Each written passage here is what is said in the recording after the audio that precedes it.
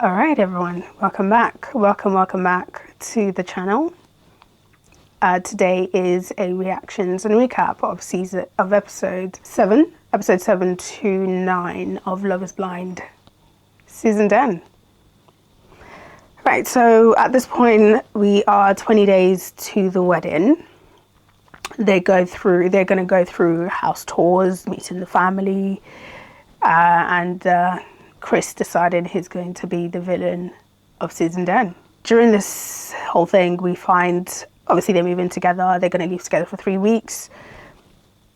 There's conversation about kids, about their location, prime location to raise kids in, to be close to one another, what their logistics are going to be like. Some have financial conversations, some discuss their sexual compatibility. And then obviously the group kind of meets up, they have their little dinner, and that's kind of where that's where Chris decides he's going to be villain number 1 this season, and that's the end of like the 3 bits. And then I guess the next bits would be maybe like a bit of them living together, and then obviously the weddings. So that would be very interesting to see the next two episodes that they've got lined up for us, and to kind of find out what couples make it and what ones don't. So moving on to the couples, right? So we've got Jess and Chris, right? We'll start with the drama couple. So they obviously move in together. I don't think that they live together for a long time. From what I kind of gather, they aren't living together, or they didn't live together for too long, possibly. I'm not quite sure. But they kind of express at the start that they had an issue earlier on, and it seemed like they had good communication and that everything was good, because they didn't show that he met her people, but they had a discussion at her house. He saw her house and everything seemed good.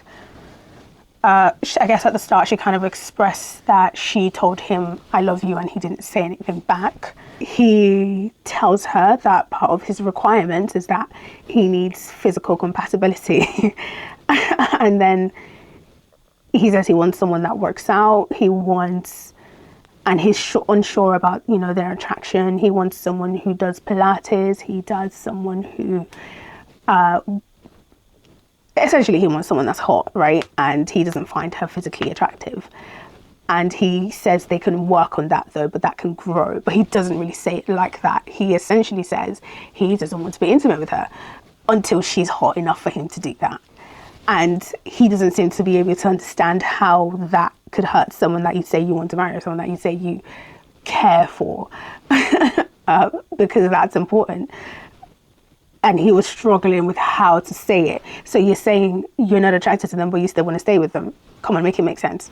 And I think in his head, he's like, if you go to the gym, you're going to get hotter, and then, everything should be fine. But in the pods, they'd already discussed that wasn't her thing. And he seemed okay with it. But there we go again with wanting to change people. Anyway, they have this huge bust up and then this huge argument. And she ends things.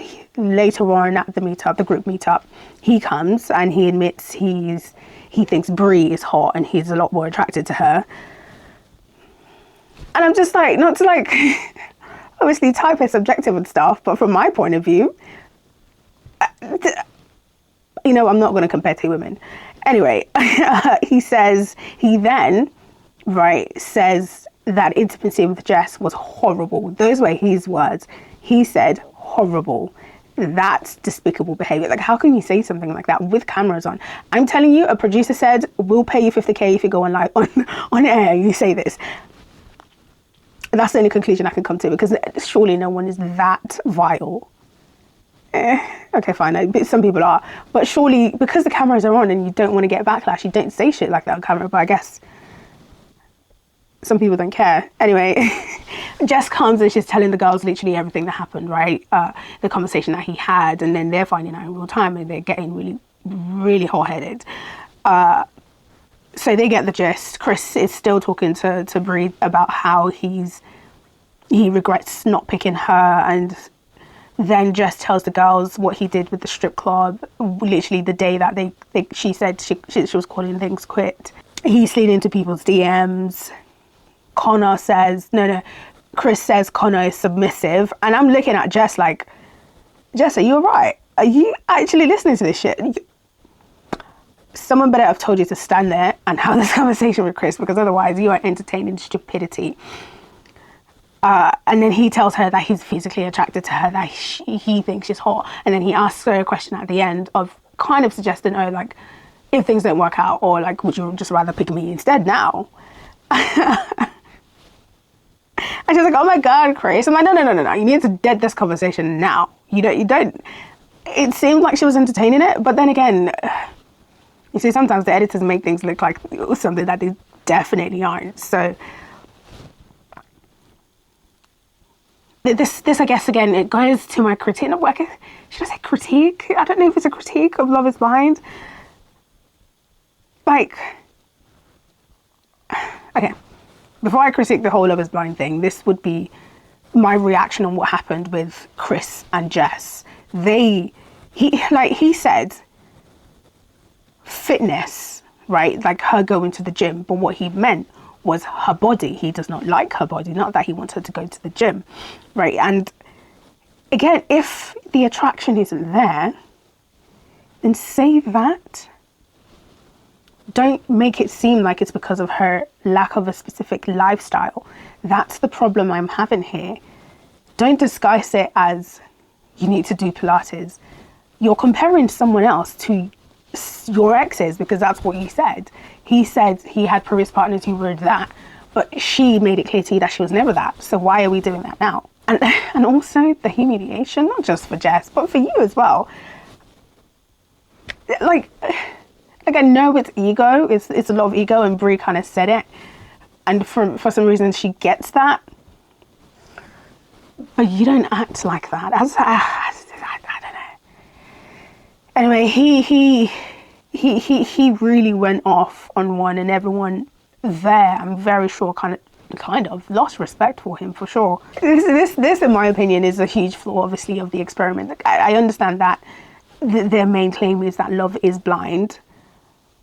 But love might start blind, but it doesn't stay blind. It's never blind, because, and I'm not talking about your physical as well, because that's not the only things that we see as people. We experience people by their actions, by the actions that we see them do, right? Like not picking up your clothes, and the issues with MRI, the issues, just physical things that we can also see. So it's not. It was sometimes down to the way someone walks. It's not.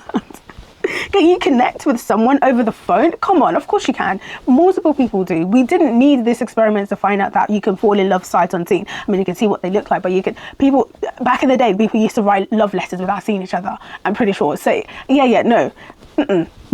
This experiment, it's just for our entertainment, honestly. But that's by the by. Moving on to Amber and Jordan. They have the house tour. He meets the brother. He goes to her house. Her house is lovely. She goes to his house. It's okay. She meets her brother.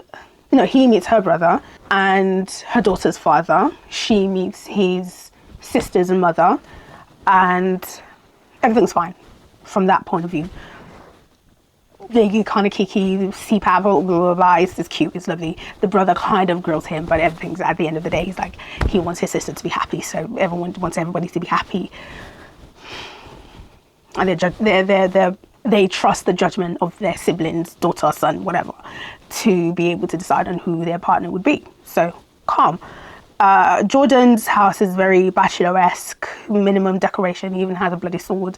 Gives me geek vibe, but again, she said that they're both nerds and they love it over there. It's great. There's talks about fun money. And I said, as a parent, you want fun money? Okay. She lives a little bit out of town. He wants a place closer to the city centre. I said, with children, school districts, all of that. Don't know about that. It's not sounding like this guy gets it. That's just my opinion.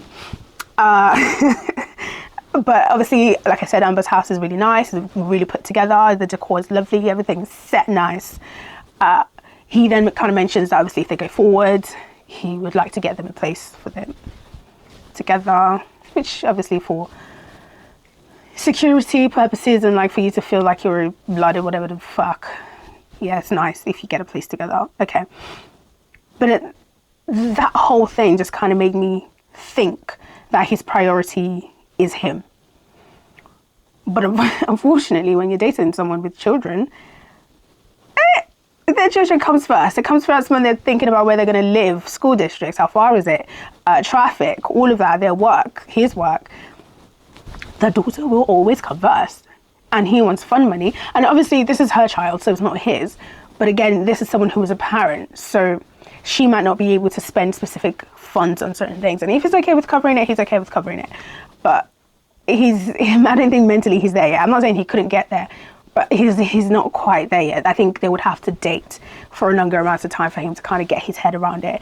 Yeah. Fun money as a parent in a relationship, like it's doable, but for normal people, I think it's hard.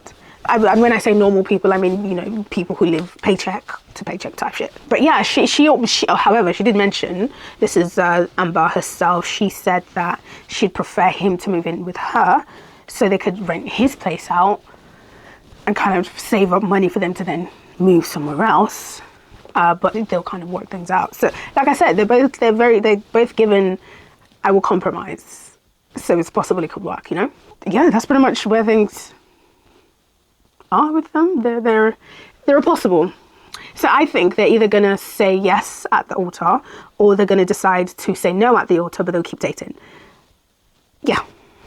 I don't know if they're breaking up now, but that's by the by. Alex and Asley, what a mess. They talk to his mum, she has a conversation with the mum, she eventually meets the mum. He meets her entire family, and that was a that was a nightmare. They even have a bust up about them having sex on her period. And this man, oh my God, what can I possibly say about these two? This man thinks he can get her pregnant while she's on her period. Number one. Number two, I believe he doesn't even want to smell her while she's on her period. I'm not even lying to you. I think right there and there, the fact that they were talking about her period, he was disgusted. And this is the man that was like, oh yeah, he's very sexual. He's very like, clearly, like either that or they're very embarrassed talking about this on camera. So they had their first bust up when it comes to like logistics and where they're going to live. He has a thing, like a lot of his things are in Florida because he'd been traveling since just after COVID or something, traveling everywhere. He took like the COVID severance package, and there's no stability there, really, in my opinion. He says he does trading, and in fact, when he met her parents, so her dad grilled him properly. Like, this man was on his neck. Let's forget the whole Trump thing for a minute, just a minute. Rightly so, and he was stumbling, in my opinion, and he had all these things to say, but I don't think he has thought any of this through. Not really. Because he's not there to be able to support a whole wife. I don't know. But then again, he could have savings. He could have all this money that's given him the freedom to be able to move around like he did, right? Or like he's been doing.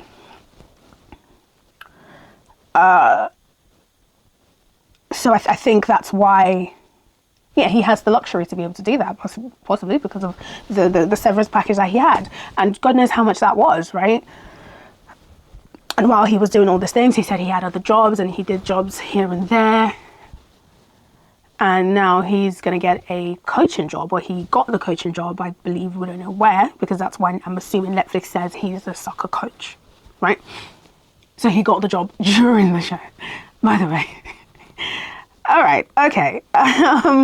Asley says that the reason why he attracted to her is because of his traveling, and she wants to travel more, but I don't think she fully understands what type of traveling that's involved in. And the mum also told her that she believes that he can stay in one place to raise a family and all of that. He's very insistent on going to Florida, to a warmer climate, and I guess so is she. However, she likes her job and she wants to stay, so that was what they had an argument about, right? And so there was that. And then that was when they then had the sex on her period conversation about how he's not touched her for like 5 days or however many days. And he was like, well, you didn't say anything, you didn't. And she was like, well, you walked out and you did this. And I'm like, to be fair, it sounded like a normal argument and stuff. And I think after that, it's likely that they've seen someone and she's learned how to deal with specific conflicts when it comes to him. Because after, when she wanted to have a difficult conversation with him about his past,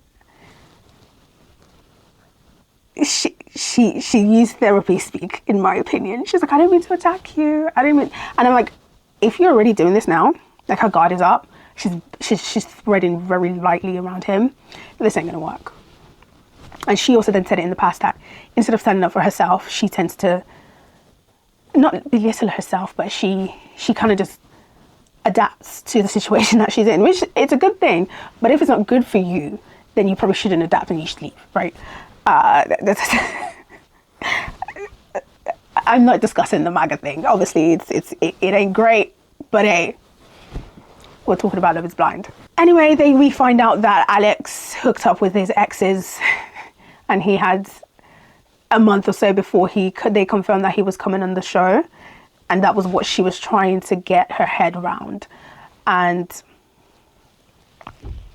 in my opinion, I think when he was initially telling the story, it's likely that while he didn't mean to, that he omitted things, and that just created more confusion for her.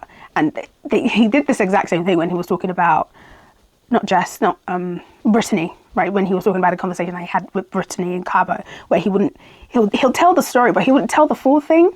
And so she would have to like dig deep. So it's literally the same thing all over again. And I think he does that because he thinks he's going to get in trouble and that she's going to fly off. And so he's watching like what he says around her and he's trying to be smart with it. And then that made me remember when he was talking to her dad, right? Where he was like, oh, he plays the fool. And I'm like, you know, that conversation, even her brother, they give me very much,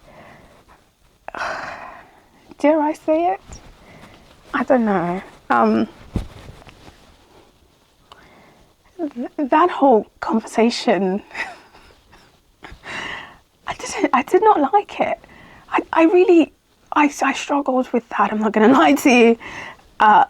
Anyway, moving back to Alex and Austin, in Austin, where he said he went there for his ex and he struggled to get that out. Like, he struggled to say that after the lady he was dating in Ohio, where they were, dumped him, literally like that weekend, he went up to Austin to go be intimate with his ex.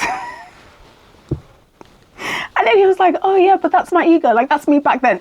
Brother, that was you a few months ago. Let's calm down. Change doesn't happen that easily. But anyway, this couple are, in my opinion, they're not compatible. She wants to travel in this, in my opinion, she wants to travel in the sense of we'll go on holidays to these countries, not that we'll go on holidays, live there, work there type shit. Especially if they're talking about kids very soon in the future.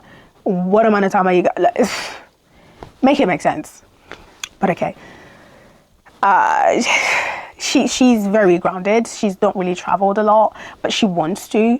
But I question the timeline of that whole thing, of her doing the traveling, saving up enough money, then moving in together, stabilizing, all of that. I question what that timeline is going to look like. But she says she's a planner, so if they plan it well, I'm sure they can accomplish anything that they want.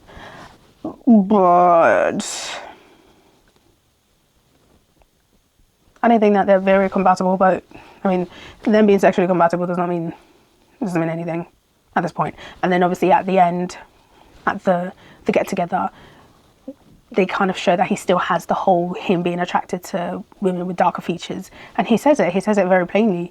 So all of this to me is cruise. And I say what I mean by that is, like, if you're not attracted to her, it's the whole Chris thing all over again. Why are we here?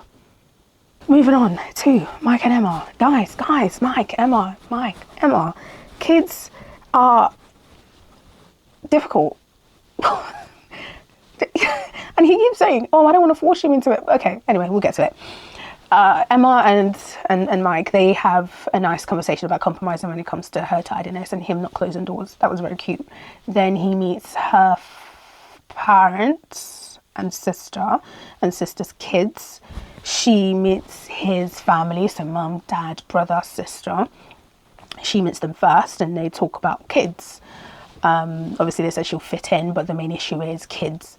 The sister was like, well, we played with our cousins, we're very much family. She's like, well, I'm not sure, I'm not gonna lie to you, I'm not sure, and I don't want to sit here and tell you that I am. And then the parents were like, well, whatever makes you happy is what makes you happy, but obviously they were about it. Then he meets her side of her family, and they're very much, we don't want you to force our daughter into something that she doesn't want to do. And then the daughter's like, well, I can think for myself and I'm allowed to change my mind if I want to. But then they actually do have a good conversation, in my opinion. Her family, they're so lovely, I think. Obviously, Emma is adopted, and it seemed like she really struggled with her scar, and she hadn't expressed this to her parents, I don't think, before, and they find out right there on camera. Fucking diabolical. But I think it's typical of Emma, likely wanting to protect the feelings of her parents so that they don't feel like they're not doing enough, because to her they've done a lot for her, right? And she doesn't really want to be a burden. She's very independent and she doesn't want to rely on them for anything. But yeah, who else are you going to rely on if not your parents, you know? Well, in this situation anyway, because they are there for her and they're willing. But I guess it's hard for her to really open up. But Mike seems to be someone that she's able to open up to and kind of tell all these things too. And I think I was quite harsh on my initial reaction, because I couldn't quite understand why, but I think I get it now. She's not sure. Obviously, again, Emma's not sure. She's really on the fence about wanting kids, and he initially said he could wait, but then he got back home. Two of his friends are having kids or something like that, and he's got the urge, you know. And like now he realizes that he really does want kids, and it's not something that he could put a question mark on. And it's really a shame, really, because he doesn't want to force her, and her fears obviously are real. She doesn't want to pass on any possible health issues to her offspring. But at the end of that conversation, I guess I see that they do care for each other a lot. But again, she could get to the point where she decides that she does want children, but then she expressed that she doesn't have a motherly instinct. And then her sister's children came in and they had this really cute moment, and then he goes, oh, how doesn't that make you feel something? And I'm like, someone slap this man and tell him to shut the hell up. Yeah, no, this whole thing was very... that specific bit made me feel a bit uncomfortable. I didn't really care for it much. Do I think that they're compatible? I think it's a fork in the road. If she takes the time... I don't think enough time has passed for her to decide if she wants children or not. Not during the entirety of the show. So, is it worth it for them to keep dating, even like past the show, especially if she's unsure about children? Absolutely not. So I say no. This typically shouldn't work, but obviously at the end of the day, it's the decision, and what's happened has clearly already happened. So it's not a small thing. It's a huge thing to decide on wanting children or not. While I know she's made the comment that she feels like his children, or he's the man she would want to have children with because she trusts him and trusts his skills, and she needs that reassurance that she wouldn't do it alone, all of that. It's one thing to say, it's another thing to do, and you can never really know what people are really like, in my opinion, until you're in it, and also until you have kids. You don't know if you're going to be a good parent. You can prepare for it, but you really can't say with 100% certainty that, you know, you would do a good job. So yeah, love doesn't bridge reproductive values, unfortunately. If she's unsure, she's unsure. So, her sister, love her sister. I'd like to comment on that. Her sister's very protective of her. Very, very protective. You could tell in her tone. She was like, fine, I don't regret my children, but if I had to do it all over again, it's likely that she wouldn't have children. And I said, wow. Gotcha. Not gotcha, but way to affirm other women and way to be a trooper. And even her parents said it, like, being a parent is difficult.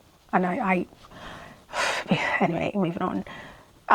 They kind of ended that in a nice way when the kids came in and it was all cute and they had a cute moment and yeah, that was over. There wasn't, so far they haven't showed us anything about them specifically in the group chat. So no, the group chat at the group meet. So moving on now to Connor and Bri. Connor and Bri. So they're home together, they're talking. She wants her marriage to be forever. Her family doesn't believe in divorce, neither does his. Or his family doesn't believe in divorce, sorry. But she, obviously, I think her parents might be separated, I don't know. But she would also want the same thing. She wants her marriage to be together. She critiques his cleanliness and the state of his house because when she went, it wasn't great. There was a keg. His Christmas decorations were still up. They go to her house, and her house obviously is tidy, and it's good. She calls his house a frat house, and she calls him the president or something of the fraternity, and he was like, I wasn't in a fraternity. Yeah, during that conversation, he was like, he believes that she's a caring person, and that just made me giggle because I guess, I mean, what else do you say when you've fallen in love and you've not really seen them in that role, right? Actually see them care for someone, but it's none the whatever. So I don't remember who meets who first, but I think he meets her mum first, and they kind of kiki, they chat, and everything's okay. But then mum's like, well, he's gonna have to meet your dad, and then it was like, yeah, dad's like the hardcore guy, whatever. Then she meets his family. Yes, mum, dad, and sisters, I believe. And it's cute, and like I said, they're connected initially on what I call serendipity, and you can only take serendipity and coincidences and whatnot so far. You know, just because you have a lot in common does not mean anything.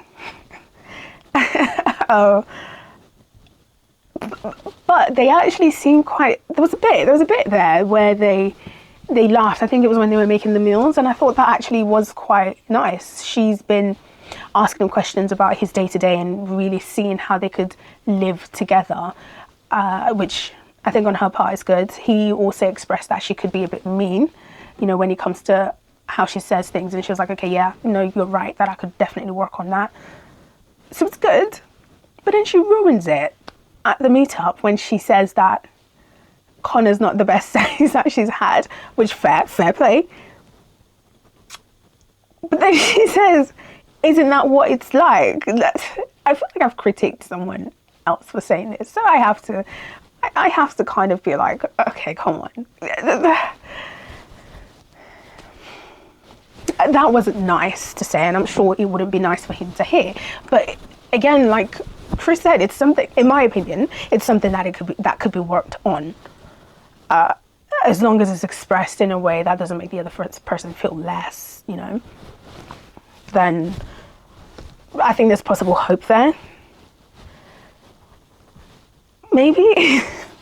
This is a maybe, but Connor is looking like he's securing his thing, but at the same time, I think he thinks that she's a catch. But I'm like, I'm not even gonna lie to you. I think that they're definitely on par. That's just my opinion, guys. That's just my opinion. Is she? And what I also worry about in a way is, should they kind of carry on? Is she going to keep having to mother him, right? Where she's giving him constant guidance about how to do things. Because I think they cleaned together, and he mentioned that the house, you know, it's nice to actually kind of do the cleaning and kind of get things to look all nice. And that was actually a cute moment, and he kind of saw the pros of tidying up. But then I'm like, with this, you got to tread lightly, right? Because is he going to constantly need her to motivate him to do these things that he should want to do for himself or just for the state of his house? That's just an observation. But during that moment when they were cooking and kind of having a conversation, they definitely seemed very compatible. And that's all I've got to say about them. The only red flag is the conversation that Bri had with Chris, and I don't know why she was entertaining that conversation or even hearing him out, because no. And I think she likes the attention that she's getting,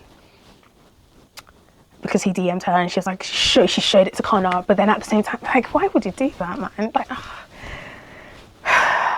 you could just mention it and be like, your friend is spiraling or some shit like that. But anyway, moving on. Christine and Vic, the so far perfect couple, in my opinion. What happens with them, that we meet them obviously when they're back. He meets her mum. They have a really tough conversation, I think, and then they prayed, which was cute, right? They're very grounded in their faith, both of them. She takes him home to where she grew up. He met horses and stuff and farm animals, but obviously he grew up in New York, so that was very foreign to him, so that was cute. He took her, I think, to his work place. I think it was a university, and that was all very cute. They then had a difficult conversation, obviously, about the whole them being interracial, you know, how their kids would grow up, and then she mentioned something about how she wouldn't be entirely able to relate to her kids, and obviously that would be something that she would have to deal with. And you know what? Fair play. I think a lot of us, in a way, would not be able to relate to our kids because they'll be growing up in an entirely different time to how I grew up, me specifically. I mean, I grew up in Nigeria, and if I do have my children here, entirely different system, you know, and I'd completely have to learn from scratch. And I mean, how do you relate to a kid that was brought up in is this the first world? Yeah, you know. I mean, I had to fetch water. This little bitch is not going to be able to. No one know what fetching water would mean. You know what I mean? How do you relate to that? I'm joking, obviously. I think going back to Christine and Vic, I enjoyed that they added that to their conversation, and you can see that they have a lot of family wounds there with her, and they're both anyway on both sides, and they talked about their fathers, and they have that in common. Coming to terms with forgiving people who weren't there for you or who have somewhat done you wrong, having to forget and kind of let go. They also talked about their mothers bringing them up, which is something that they share. There were no theatrics. Everything was nice. Everything was lovely. They kind of talked about the future as well and what that would look like for the both of them. I don't really remember what that was, but I'm sure they did. And that was the end of that. There was nothing. The whole thing felt very grounded. You know, it took me out of it being a reality show. It made it real, actually. It was very refreshing watching them. It made it real. They talked about real stuff. In my opinion, they weren't selling a fantasy, I don't think. It felt very real to me. It was their energy, the way they spoke, their body language, all of it. It felt very their lived experience. They felt very, I keep saying this word, but grounded. And it didn't feel like a performance, you know. It didn't feel like I was watching a reality TV show. It felt like I was watching two real human beings. What else? So I think that's pretty much it. Chris and Jess, I think that's the end of it. I'm pretty sure. She's ended the relationship and he's obviously spiraling, and she's fine, she's going. Hopefully she meets the best person for her going forward. Also, I don't think I mentioned, but Jess is child-free. I found out this, I found out she's child-free. Good for her. And he said he could kind of be okay with that. So it's likely that played a part in him doing the whole thing. And he maybe didn't want to say that. But to be honest, I don't think so. I think he could care less about children, to be honest. He's given... to be honest, I didn't think that even played a part, because they had that conversation and he was very happy with her being child-free. Very, very happy, to be fair. But now, actually, like, if I want to... This is just me assuming, it's likely that he doesn't want to deal with, like, postpartum and how a woman's body changes after that. It's likely, because then who's to say that he's not going to pressure his partner to get surgery and all these things, to get back into the gym 1 month into having a child. Anyway, Alex and Ashley, or Ashley and Alex, there's an issue with like how stable their logistics is. So I'd say that's a question mark, a huge question mark actually. I think she said they aligned on their morals, and happy for them there. Mike and Emma, kids, question mark. If they're both able to reassure each other that they could do this, you know, then I think they have a good chance. They have a good chance there, and they communicate. Yeah, I mean, I don't see it, but yeah, it could be a thing. Jordan and Amber. Oh no, Jordan and Amber. Amber and Jordan. Yeah. I think their lifestyle is something that they can negotiate on. They can kind of meet. Like I said, they can compromise. They can meet in the middle with that. Yeah, I think theirs is a possible. It's a possible yes there. Connor and Bri. If Bri is nicer, then sure. Like it's oddly somewhat balanced, I think. Or no, it's oddly viable. But I don't think it's balanced. So balanced is the wrong word. It's definitely unbalanced. But it's viable, I think.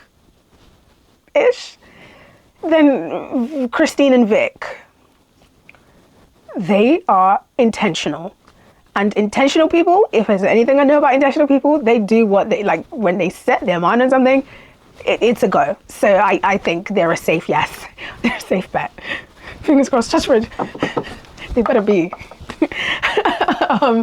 But yeah, this like what, 3 episodes, it's been very, very interesting.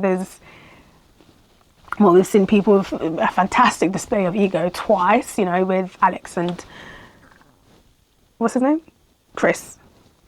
And we've seen real life issues. Okay, so I entirely forgot about Brittany and Devontay.